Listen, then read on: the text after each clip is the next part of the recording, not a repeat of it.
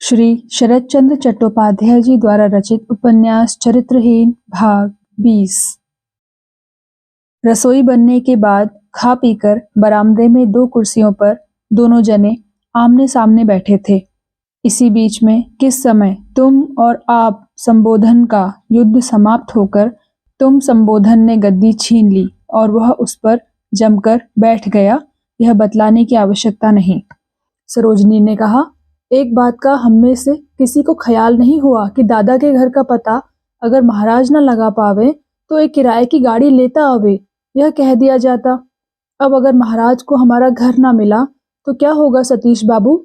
सतीश ने कहा, अगर इस बात का ख्याल आता भी तो कोई विशेष लाभ न होता। इतनी रात गए, इतनी दूर, इस दुर्दिन में शायद कोई गाड़ी वाला यहाँ आना ना चाहता। शायद तुम्हें रात को यहीं रहना पड़ेगा या फिर पैदल जाना पड़ेगा। इसके सिवा तीसरा कोई रास्ता नहीं है। मैं पैदल चल सकती हूँ, लेकिन तुम्हारे सिवा और किसी के साथ नहीं। सरोजनी के ये कहने पर सतीश ने पूछा, इसके क्या माने? मेरे साथ जाने में क्या विपत्ति की संभावना नहीं है? सरोजनी ने जवाब दिया, नहीं क्यों है, जरूर है, लेकिन उसका सब भार तुम्हारे ऊपर है। जवाबदेही तुमको करनी होगी, मुझे नहीं। सतीश ने विस्मय के साथ कहा, मुझे जवाबदेही करनी होगी? मेरा अपराध? और किसी के आगे ना सही, अपने आगे तो करनी होगी, कहकर सरोजनी सहसा स्तब्ध होकर रुक गई। सतीश ने इसका प्रतिवाद नहीं किया, किंतु उसने स्पष्ट अनुभव किया कि दोनों जनों की इस क्षण भर की चुप्पी के बीच से लज्जा की हवा का एक तेज झोंका निकल गया और उसके वेग ने सरोजनी को अकस्मात उठा दिया। कोई आ रहा है ना? कहती हुई सरोजनी कुर्सी छोड़कर उठी और बरामदे में जाकर जंगले पर शरीर का बोझा डालकर झुककर कुछ देर तक अंधकारपूर्ण बाग की ओर देखती हुई खड़ी रही।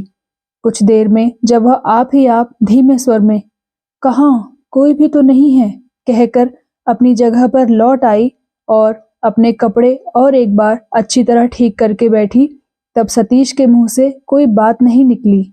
इसके बाद दोनों जने चुपचाप बैठे रहे। उस समय बाहर आंधी थम जाने पर भी पानी नहीं रुका था।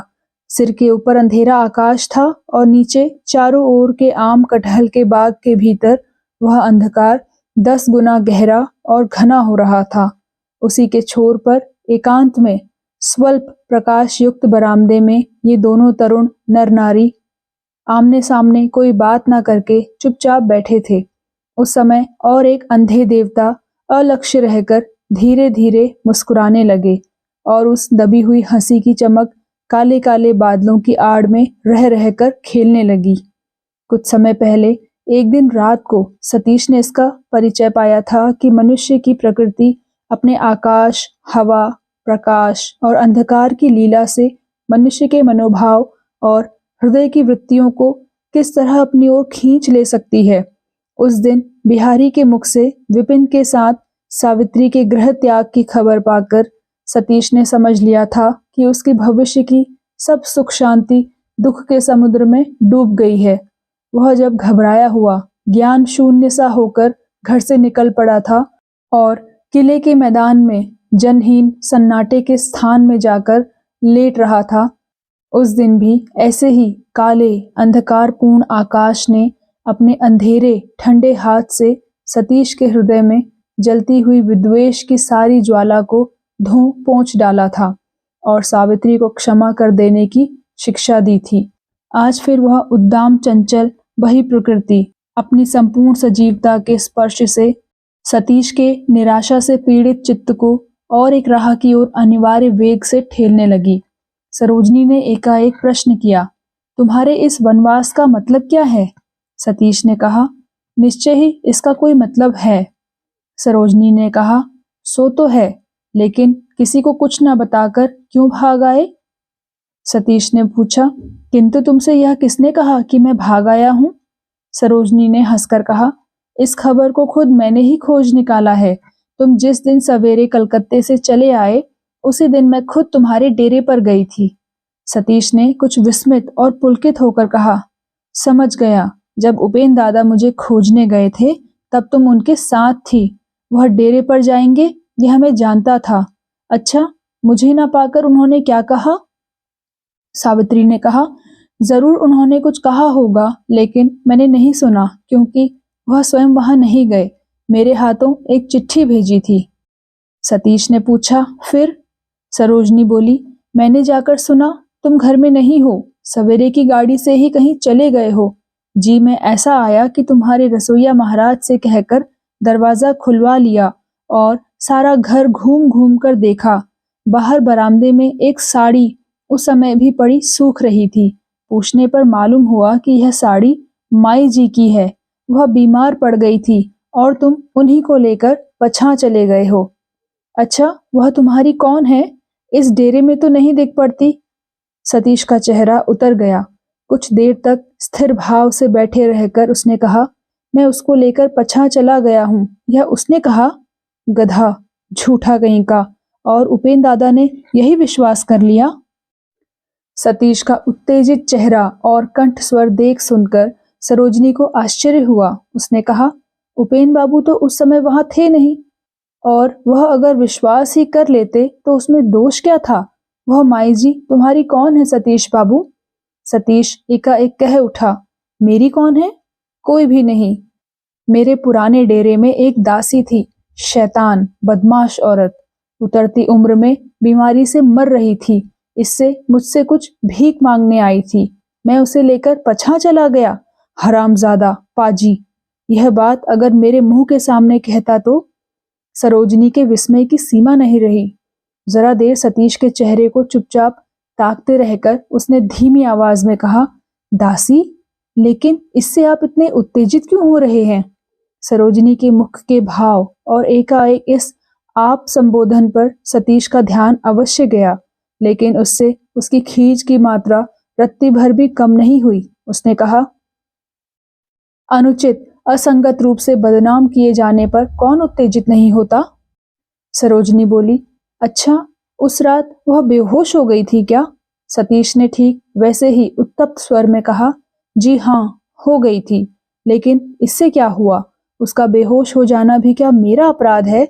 और तुम ही क्यों उसके संबंध में सम्मान के साथ बात कहती हो? घर के नौकर चाकरों से क्या तुम आप और जी कहकर बातें करती हो? सरोजनी ने इसका उत्तर नहीं दिया, चुपकी बैठी रही। अब तक उसके हृदय में जो आनंद की चांदनी छिटक रही थी, उसे कहीं से एक काले बादल ने उठकर अंधकार से ढक दिया। एक बार उसके मन में यह प्रश्न उठा कि उस रात को उपेंद्र बाबू उस डेरे में सपत्नीक उपस्थित होकर क्या फौरन लौट गए थे?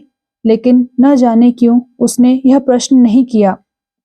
मन ही मन उसने समझ लिया कि इस मामले में ऐसी कोई बात है जिसे उपेंद्र खुद नहीं प्रकट कर सके और सतीश भी नहीं प्रकट कर सकेगा। किंतु यह छोटी सी चुप्पी दोनों को ही जैसे पीड़ित करने लगी। सरोजनी अधिक देर तक चुप नहीं रह सकी। उसने कहा, अच्छा, क्या एक बात मैं आपसे पूछ सकती हूँ? सतीश बोला। फिर वही आप संबोधन? सतीश ने कुछ रूठने के स्वर में कहा। कौन सी बात? सरोजनी ने पूछा। आप इतने दिन तक हमारे घर के इतने निकट रहकर भी कभी आए क्यों नहीं? सतीश के पास इस प्रश्न का कोई संगत उत्तर नहीं था। उसने कहा, अनेक ऐसे कारण थे जिनसे अवकाश नहीं मिला। सरोजनी ने कहा, एक आध कारण तो बताइए, क्या लिखने पढ़ने से छुट्टी नहीं मिली? सतीश बोला, नहीं, लिखना पढ़ना तो मेरा बस नाम मात्र का है। उससे तो किसी दिन कहीं मेरे आने जाने में कोई बाधा नहीं पड़ती। सरोजनी बोली, तो फिर? सतीश ने जरा हंसने की चेष्टा करके कहा, सच बात मैं तुमसे कह सकता हूँ। यह बात नहीं है कि कभी मुझे तुम लोगों का ख्याल ना आया हो, किंतु तुम तो जानती हो कि हम लोगों का जैसा समाज है, जैसी शिक्षा दीक्षा है, उसके कारण तुम लोगों के समाज में आने जाने में, मिलने जुलने में स्वभावतः एक झिझक होती है, अटक सी लगती है। जान पड़ता है इसी कारण मेरा जाना नहीं हुआ। सरोजनी बोली, जान पड़ता है? किंतु क्या मैं सुन सकती हूँ कि आप लोगों के समाज की शिक्षा दीक्षा कैसी है? जान पड़ता है उपेंद्र बाबू के समाज के साथ उसका कोई विशेष मेल नहीं है, कारण उन्हें तो मिलने जुलने में कोई बाधा नहीं आती। इतना कहकर सरोजनी जरा व्यंग के साथ हंसी। सतीश के डेरे की उस अज्ञात स्त्री का प्रसंग जब से उठा है, तभी से सरोजनी के हृदय के भीतर एक ज्वाला सी उठ रही थी। इस अनाप शनाप कैफियत से वह ईर्ष्या की जलन 1 डिग्री और बढ़ गई। अगर सरोजनी सतीश को छिपे तौर से प्यार न करती होती तो शायद सतीश की यह लुका चोरी उससे छिपी ही रह जाती या रह सकती, किंतु प्रणय की अंतर्दृष्टि को इतने सहज में धोखा नहीं दिया जा सका। मामले को ठीक ठीक न जानकर भी उसके हृदय ने न जाने कैसे असल बात समझ ली। सतीश ने व्यथा और विस्मय के साथ सरोजनी की ओर देखा। उसकी आवाज का झगड़ने का दबा हुआ सुर सतीश के कानों में तीक्ष्ण भाव से बज उठा और उसने उसे सावित्री का स्मरण करा दिया। किंतु इस बीच सरोजनी भी उससे प्रेम करने लग सकती है, ऐसी संभावना सतीश के मन में स्वप्न में भी उत्पन्न न हुई। इसी कारण उसके इन प्रश्नों और उत्तरों में जो गर्मी उसे दिख पड़ी, उसका यथार्थ कारण वह सत्य के प्रकाश में नहीं देख सका। वह इसे एक उच्च शिक्षिता रमणी की कोरी स्पर्धा और ढिठाई कल्पना करके आप ही मन जल उठा और फिर उसी टोन में उसने उत्तर भी दिया। सतीश ने कहा, उपेंद्र दादा का समाज क्या है और शिक्षा दीक्षा कैसी है यह तुम अच्छी तरह जानती हो।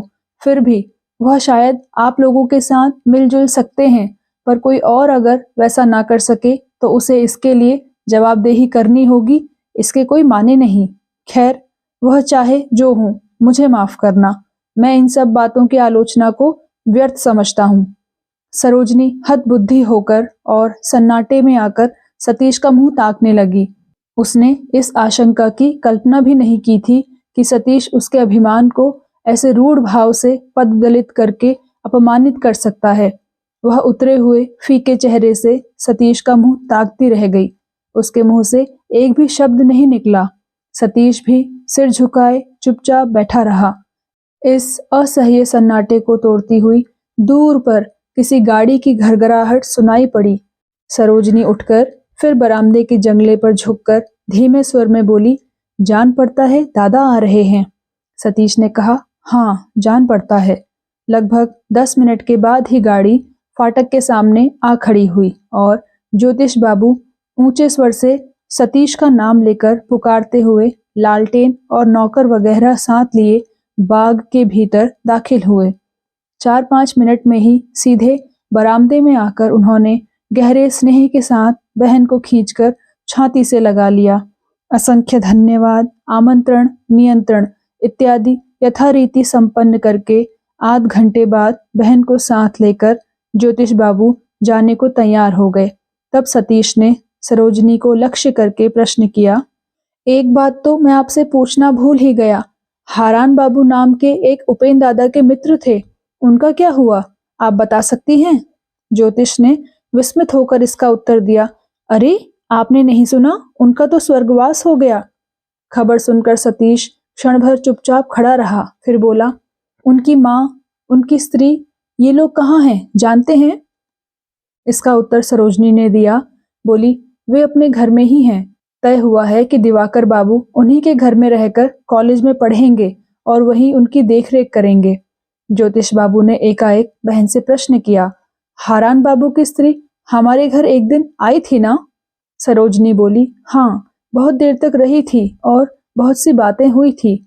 उसके अपने बारे में क्या क्या बातें हुई, स्वामी की मृत्यु के शोक से उनकी क्या दशा हुई इत्यादि जानने के लिए सतीश ने सरोजनी के मुंह पर एक उत्सुक दृष्टि डाली। उसे इस बारे में तनिक भी संशय नहीं था कि उसके संबंध में बहुत तीव्र आलोचना हुई होगी, लेकिन उस धुंधले मंद प्रकाश में या तो सरोजनी ने सतीश के मुख का इशारा समझा ही नहीं अथवा समझकर भी उसके कौतूहल को निवृत्त करने की कोई आवश्यकता नहीं समझी। उसने अपने दादा को आगे बढ़ने के लिए जरा सा ठेलकर कोमल कंठ से कहा, अब देर ना करो दादा, चलो। हाँ बहन चल, कहकर सतीश को नमस्कार करके ज्योतिष ने कहा, और एक बार आपको धन्यवाद देता हूँ सतीश बाबू। कल परसों किसी दिन इस गरीब की कुटिया को अपनी चरण रज से अवश्य पवित्र कीजिएगा। सतीश ने प्रति नमस्कार करके अस्पष्ट स्वर में जो कहा वह कुछ समझ में न आया। सरोजनी घूमकर एक छोटा सा नमस्कार करके चली गई। उस सीढ़ी के ऊपर खड़े खड़े अब सतीश की आंखों से बड़ी बड़ी आंसुओं की बूंदें गिरने लगी। क्यों गिरने लगी, यह ठीक ठीक निसंशय रूप से वह आप ही नहीं समझ सका, किंतु जैसे एक अनिर्दिष्ट अनुभूति बारंबार उससे कहने लगी कि उसकी सावित्री, उसकी भाभी, उसके उपेन दादा सभी एक साथ एक ही समय सदा के लिए उसे छोड़कर बहुत दूर चले गए। इस नीरव निर्जन अंधेरी झोपड़ी के सिवा इस संसार में और कोई ऐसा स्थान नहीं है जहां वह जाए या जाकर खड़ा हो। लगभग 2 महीने पहले हारान बाबू की मृत्यु के समय दिवाकर को केवल 2-4 दिन ही कलकत्ते में रहकर लौट आना पड़ा था। अब की किरणमयी की देखभाल में रहकर कलकत्ते के कॉलेज में बीए में पढ़ना निश्चित हो जाने पर वह एक नए खरीदे हुए लोहे के ट्रंक में अपनी किताबें और कपड़े रखकर कलकत्ते के लिए रवाना हुआ और यथा समय हारान बाबू के पाथुरिया घाट वाले घर में एक दिन संध्या के समय आकर उपस्थित हो गया। किरणमयी ने उसे नाबालिग छोटे भाई के समान स्नेह के साथ ग्रहण किया। मामा के घर में सुरबाला के सिवा और कोई दिवाकर का ख्याल करने वाला नहीं था।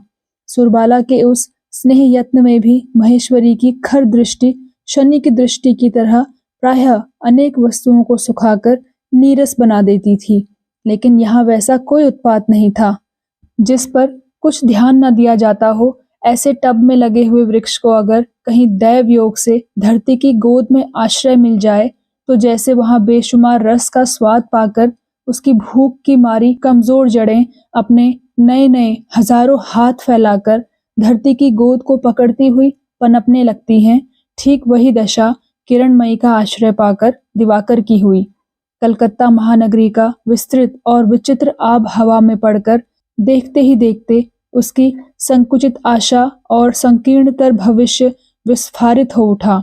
उसने अनुभव किया कि मैं बड़ा हूँ। बीए की परीक्षा में फेल होकर विद्याभ्यास का उसका पुराना बंधन टूट गया है, अथच नए बंधन के होने में अभी देर है। इस मधुर अवकाश के समय में वह बराबर सब जगह घूम फिरकर मधु संचय करने लगा।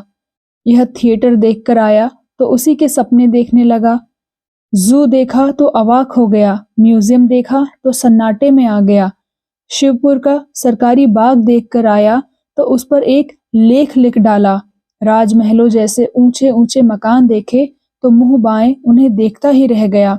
अंत को एक दिन गाड़ी की झड़प से पैर में चोट खाकर घर लौटा। चोट मामूली ही थी।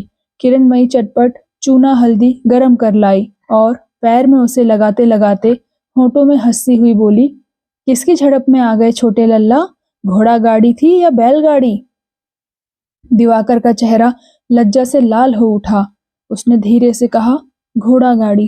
किरणमयी ने कहा, यही कुशल हुई, नहीं तो लंगड़ाते हुए थाने में जुर्माना देने जाना पड़ता। दिवाकर ने लज्जित मुख से कहा, कुछ भी नहीं लगा भाभी, यह कल ही ठीक हो जाएगा। किरणमयी ने कहा, सो ठीक हो जाएगा, लेकिन अब बहुत दूर न जाना कभी। सुना है कलकत्ते में लड़कों को पकड़ ले जाने वाला एक दल आया है। इसी तरह दिन बीत रहे थे। अघोरमयी अनेक तीर्थों में घूमकर घर लौट आई। इसके पहले उन्होंने जब एकाध दिन दिवाकर को देखा था, तब पुत्र के शोक से उनका हृदय और मन ऐसा आच्छन्न गुह्यमान हो रहा था कि उसके मुख पर उनकी नजर ही नहीं पड़ी थी। आज इस बेमूछ दाढ़ी के सुंदर सुरूप सौम्य प्रियदर्शन लड़के की ओर देखते ही उनका माता का हृदय स्नेह से विगलित हो गया। उन्होंने कहा, दिवाकर, मैं नाते में तुम्हारी मौसी होती हूँ, मुझे मौसी कहा करो बेटा। इसके भी माता पिता जीवित नहीं है। यह सुनकर तो उनकी आंखों में आंसू छलक आए। उन्होंने ढुलक रहे 2 आंसू आंचल से पोंछ डाले, फिर कहा, मेरे हारान को छीनकर भी अगर अभागिन को जीवित रखा है तो अब जितने दिन जीती हूँ बेटा, तो मुझे छोड़कर ना जाना। कहकर हाथ से दिवाकर का माथा छूकर अपनी उंगलियों को चूम लिया। उनकी बातें सुनकर और उनकी आंखों में आंसू देखकर दिवाकर अपनी आंखों के आंसू छिपाकर सामने से हट गया। इसके बाद कुछ दिनों के भीतर ही वृद्धा का दिवाकर के प्रति पुत्र स्नेह जादूगर के उगाए जादू के पेड़ की तरह देखते ही देखते बढ़ चला। असल बात यह है कि इस पुत्रहीन माता ने कुछ समय प्रवास में बिताने के बाद घर लौट आकर पुत्र के अभाव को संपूर्ण हृदय से पूर्ण कर लेना चाहा। इस घर में कुछ ही महीनों पहले उनका अपना पुत्र मरा था। तब उस निष्ठुर सर्वग्रासी शोक ने ही उनके मातृत्व की खुराक जुटाकर किसी तरह उन्हें खड़ा कर रखा था। अब वह शोक पहले की अपेक्षा शांत हो चला था। इससे उनका पुत्र स्नेह का भूखा मातृ हृदय संतान के अभाव से एकदम टूटा सा जा रहा था। संतान के छोड़े हुए मातृ हृदय के सूने सिंहासन पर उन्होंने दिवाकर को बड़े भारी समारोह के साथ अभिषिक्त कर दिया। एक ओर वह और दूसरी ओर किरणमयी, इन दोनों के बीच में पड़े हुए दिवाकर का यत्न और आदर इस घर में बेशुमार हो उठा। भूख न रहने पर उसकी कैफियत देनी होती है। साधारण तबीयत खराब होने पर भी बारंबार उसके बारे में पूछा जाता है, चिंता प्रकट की जाती है और जवाब देना पड़ता है। स्नेह के ये सब गूढ़ रहस्य उसने अपनी इस 20 वर्ष की अवस्था में कभी नहीं जाने थे। जीवन का यह आकस्मिक परिवर्तन पहले कुछ दिन उसे खला था। चिरकाल का अभ्यस्त अनधिकार का संकोच एकाएक दूर नहीं होना चाहता था, किंतु तो भी उसका क्षीण मन इन दोनों नारियों के अपरिमित स्नेह में अपरिमित रूप से फैल गया। अंत को ऐसा हुआ कि उसके बहुत क्लेश से बने हुए दुख सहने के अभ्यास सूखी छाल के समान देह से चुपचाप कब झड़ गए यह वह जान ही नहीं पाया। इधर जो कुछ देखने का था सब देख लिया गया। दोबारा गाड़ी से टकराने की जब संभावना नहीं रही तब उसने सभा समितियों में शामिल होना शुरू कर दिया। कुछ ही दिनों में वह एक मासिक पत्र का उत्साही और सम्मानित लेखक भी बन बैठा। लड़कपन से ही उसे गाने बजाने और साहित्य से अनुराग था। हाय आदि शब्दों की भर्ती करके और तुम मिलाकर वह कविता लिख देता था। अब वह दिवाकर बंदोपाध्याय के नाम से कहानियां भी लिखने लगा। कुछ कॉलेज के लड़कों ने मिलकर चंद्रोदय नाम का एक मासिक पत्र निकाला था। दिवाकर उसी में मत्त हो उठा। अब वह जब तब घर के बाहर नहीं निकलता। उसे बहुत काम रहता है। टूटी हुई छत के एकांत कोने में कॉपी पेंसिल लेकर गंभीर मुख से वह बैठा रहता है। नहाने खाने का ख्याल नहीं रहता। बार बार पुकार कर नीचे लाना पड़ता है। उसके मनोराज्य के इन नए उत्पातों को भय के साथ लक्ष्य करके अघोरमयी कहने लगी, यह इस घर का ही दोष है। मेरे हारान ने लिख पढ़कर अपने प्राण दे दिए। इसे भी देखती हूँ वही रोग लग गया है। न भाई पराया लड़का। किरणमयी सब कुछ देख रही थी। हंसकर बोली, इसकी चिंता ना करो माँ।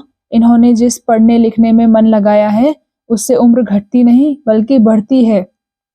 इसके कुछ दिन बाद ही उक्त चंद्रोदय पत्रिका में विष की छुरी नाम की कहानी निकली। सूर्योदय नाम के पत्र ने उसकी समालोचना में लिखा, बंगालियों के गौरव सुप्रसिद्ध लेखक श्रीयुक्त दिवाकर बंदोपाध्याय लिखित प्रेम का एक निर्दोष चित्र। इसके बाद इस निर्दोष चित्र में क्या क्या है और समालोचक महाशय किस तरह पढ़ते पढ़ते ऐसे मुग्ध हो गए कि अपने को संभाल नहीं सके और इस तरह की और एक रचना देखने की आशा में किस तरह गर्दन उठाए ताक रहे हैं, इसका आभास भी उपसंहार में था। इस निर्लज्ज खुशामद को सत्य मान लेने में दिवाकर ने जरा भी इतस्ततः नहीं किया।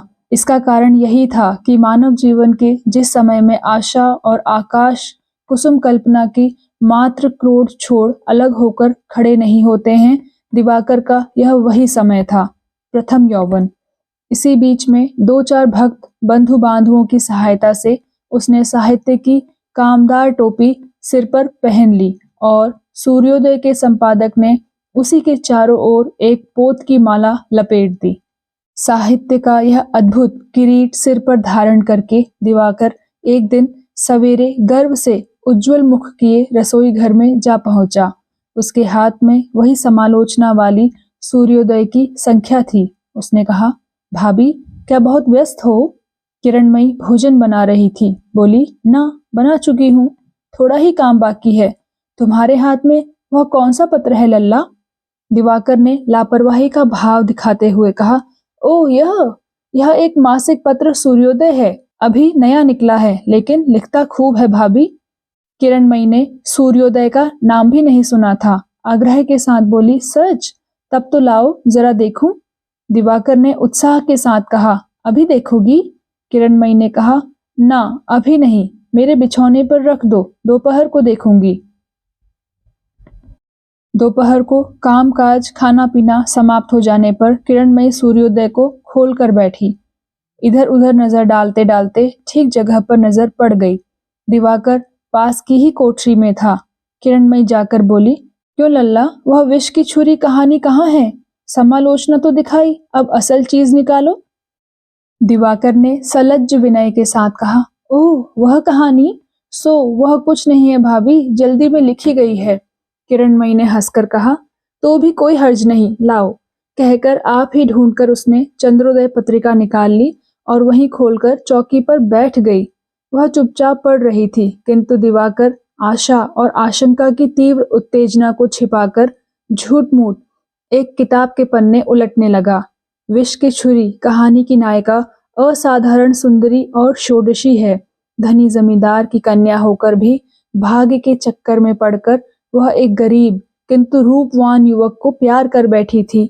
जमींदार को जब घटना का पता लगा तो उसने नायक विजयेंद्र कुमार को देश त्याग करने के लिए विवश कर दिया, किंतु नायिका नगेंद्र नंदिनी को इसकी कुछ खबर न थी।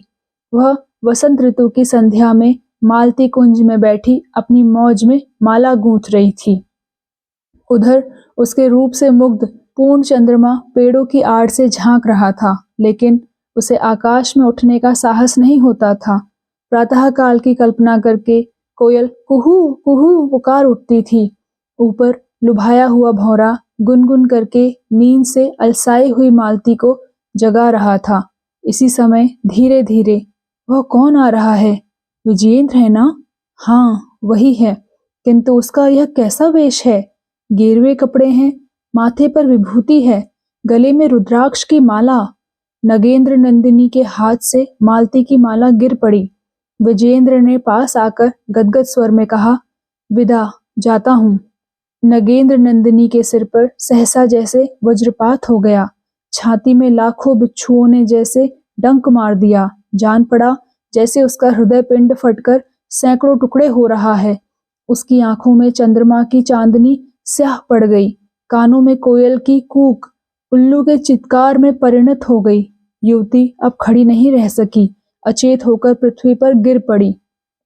यहाँ तक पढ़कर किरणमयी ने सहसा सिर उठाकर कहा, लल्ला, तुम निश्चय ही किसी को प्यार करते हो, मैंने ठीक कहा ना? दिवाकर ने आश्चर्य के साथ कहा, मैं? किरणमयी ने कहा, हाँ जी, तुम निश्चय ही छिपाकर किसी को प्यार करते हो। इस आकस्मिक अपवाद की प्रबल लज्जा से दिवाकर एकदम अचकचा गया, हतबुद्धि हो गया। क्षण भर बाद ही कुंठित और व्यग्र होकर वह प्रतिवाद कर बैठा, मैं? छी, राम कहो, कभी नहीं, बिल्कुल नहीं। किरणमयी ने कहा, खैर ना सही। अच्छा यह तो बताओ, कभी बिच्छू ने तुम्हें डंक मारा है? दिवाकर ने कहा, ना कभी नहीं। किरणमयी ने कहा, आश्चर्य की बात है। अच्छा, कभी किसी को डंक मारते भी नहीं देखा है? दिवाकर ने कहा, ना यह भी नहीं देखा। किरणमयी ने और अधिक आश्चर्य प्रकट करते हुए कहा, कभी तुमने किसी को प्यार नहीं किया, एक छोटा सा बिच्छू भी कभी आंख से नहीं देखा, वज्रपात की व्यथा कैसी होती है यह भी नहीं जानते, तो फिर तुम्हें यह खबर कैसे लगी कि विरह इतना भयानक होता है?